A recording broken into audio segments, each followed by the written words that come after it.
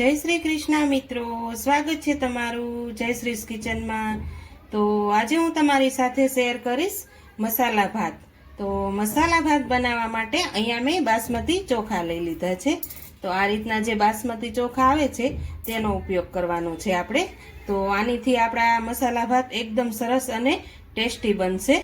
तो अहींया आपणे 2 वाटकी जेटला चोखा लेवाना छे। तो आ मापथी ज आपणे 2 वाटकी चोखा लई लेवाना छे। हवे आपणे थोडું થોડું પાણી એડ કરતા જશું અને ધોઈ લેશું। ત્યાં સુધી તેમાંથી સફેદ પાણી ન જાય ત્યાં સુધી આપણે તેને ધોવાના છે। તમારી પાસે જો નોર્મલી ચોખા હોય તેનો પણ તમે ઉપયોગ કરી શકો છો, પણ આ મસાલા ભાતમાં જો તમે બાસમતી ચોખાનો ઉપયોગ કરશો ને તો આ ભાત ખૂબ જ સરસ બનશે અને ટેસ્ટમાં પણ સારા લાગશે। આ રીતે આપણે બધું જ સફેદ પાણી નીકળે તે બધું કાઢી લેવાનું છે। તો અહીંયા આપણે એકદમ સરસ રીતે ચોખાને ધોઈ લીધા છે।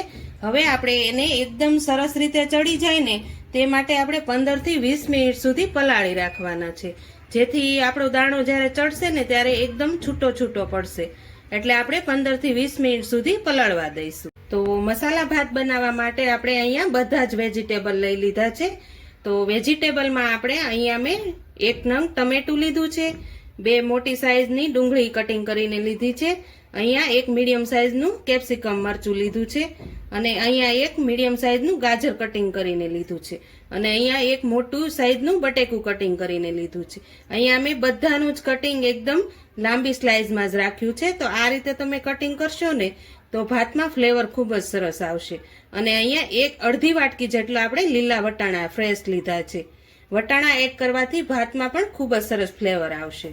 तो तमारी पासे फणसी होय तो फणसी पण तमे एड करी शको छो। तो हवे आपणे मसालानो वघार करी लईशुं। तो अहींया मैं कुकर लई लीधुं छे। आपणे कुकरनी अंदर ज मसाला भात बनाववाना छे, जेथी आपणा भात 10 થી 15 मिनिटमां सरस कम्प्लीट थई जशे। तो हवे तेमां हुं 1 चमची जेटલું घी पेला एड करूं छुं અને 3 ચમચી જેટલું આપણે તેલ એડ કરવાનું છે। તો આપણું તેલ અને ઘી એકદમ સરસ રીતે ગરમ થાય પછી રાઈ જીરું એડ કરીશું। તો અહીંયા આપણું તેલ અને ઘી એકદમ સરસ રીતે ગરમ થઈ ગયું છે। હવે તેમાં હું અહીંયા 1 ચમચી જેટલું જીરું એડ કરીશ અને અડધી ચમચી જેટલી રાઈ એડ કરીશ। તો આપણું રાઈ ને જીરું એકદમ સરસ ફૂટી ગયા છે। હવે લીમડાના પાન એડ કરીશ। હવે તેમાં એક લાલ સૂકું મરચું કટિંગ કરેલું એડ કરીશ અને લીલા મરચાં થોડાક લીધા છે તે પણ એડ કરીશ। હવે અડધી ચમચી જેટલી આપણે થોડી હિંગ એડ કરીશું। તો અહીંયા આપણો વઘાર પણ એકદમ સરસ રીતે થઈ ગયો છે। હવે પહેલા હું અહીંયા ડુંગળી એડ કરી દઈશ। અહીંયા આપણે ડુંગળીને સરસ રીતે સાતળવા દેવાની છે, થોડીક બ્રાઉન કલરની થાય ત્યાં સુધી તો એકદમ સરસ ફ્લેવર ભાતમાં બેસી જશે। તેમાં આપણે ટમેટા એડ કરી દઈશું। સારી રીતે બંનેને મિક્સ કરી લઈશું। હવે ટમેટા અને કાંદા સરસ રીતે ચડી જાય આમાં આપણે બધા જ મસાલા એડ કરી દઈશું। અડધી ચમચી જેટલો હળદર પાવડર, 1 ચમચી જેટલું ધાણા જીરું પાવડર, 1 ચમચી જેટલું લાલ મરચું પાવડર, સ્વાદ પ્રમાણે આપણે નમક એડ કરી દઈશું અને અહીંયા આદુ અને લસણની પેસ્ટ છે તે પણ આપણે એડ કરી દઈશું। 1 ચમચી જેટલો અહીંયા મેં પાવભાજી મસાલો લીધો છે તે પણ આપણે એડ કરી દઈશું। બધા જ મસાલાને એકદમ સરસ રીતે આપણે મિક્સ કરી લેવાના।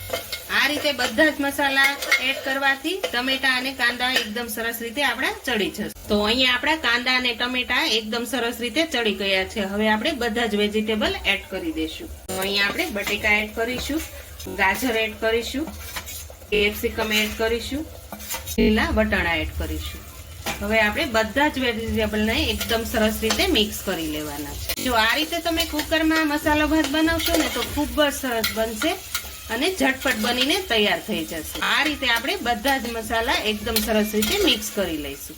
તો અહીંયા આપણા વેજીટેબલ એકદમ સરસ રીતે અધકચરા ચડી ગયા છે। હવે તેમાં હું થોડાક લીલા ધાણા એડ કરી દઉં છું। હવે આપણે તેમાં પાણી એડ કરી દઈશું। આપણે જે વાટકો લીધો તો ચોખાના માપનો તે વાટકાથી જ આપણે માપ ભરીને પાણી એડ કરવાનું છે। તો અહીંયા મેં 2 વાટકા ચોખા લીધા છે તો આપણે તેમાં 4 વાટકા જેટલું પાણી એડ કરવાનું છે। તો આપણા ભાત એકદમ સરસ છૂટા છૂટા બનશે। તો અહીંયા આપણે પાણી પણ એડ કરી દીધું છે। હવે તેમાં હું અડધા લીંબુનો રસ એડ કરીશ। અડધા લીંબુનો રસ એડ કરવાથી ભાત એકદમ છૂટા દાણેદાર બનશે। હવે તેમાં આપણે જે ભાત પલાળ્યા હતા તે આપણે તેમાં એડ કરી દેવાના। અહીંયા મેં પાણી બધું જ કાઢી લીધું છે। હવે આપણે તેમાં ભાત એડ કરી દઈશું। તો હવે આપણે એક ઉકાળો આવે ત્યાં સુધી આપણે તેને ઉકળવા દેવાનું છે।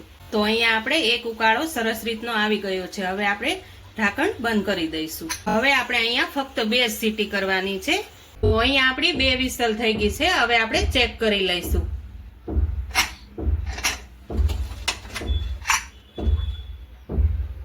તો આપણા મસાલા ભાત એકદમ સરસ બનીને તૈયાર થઈ ગયા છે.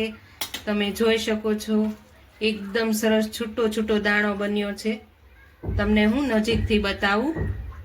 જો એકદમ છૂટો છૂટો દાણો બની અને તૈયાર થઈ ગયા છે. હવે તેને આપણે નીચે ઉતારી લઈશું. તો અહીંયા આપણા મસાલા ભાત બનીને તૈયાર થઈ ગયા છે. હવે તેની ઉપર હું લીલા ધાણા એડ કરી દઈશ. મસાલા ભાત બનીને આપણા રેડી થઈ ગયા છે. તમે પણ આ રીતે ઘરે જરૂરથી ટ્રાય કરજો. તમને જો મારી રેસીપી થોડી પણ પસંદ આવી હોય ને તો મારા વિડીયોને લાઈક અને શેર કરવાનું તો ભૂલતા જ નહીં. અને મારી ચેનલને પ્લીઝ સબસ્ક્રાઇબ તો જરૂરથી કરી દેજો ને કોમેન્ટ કરીને કહેજો કે તમને મારી આજની રેસીપી કેવી લાગી.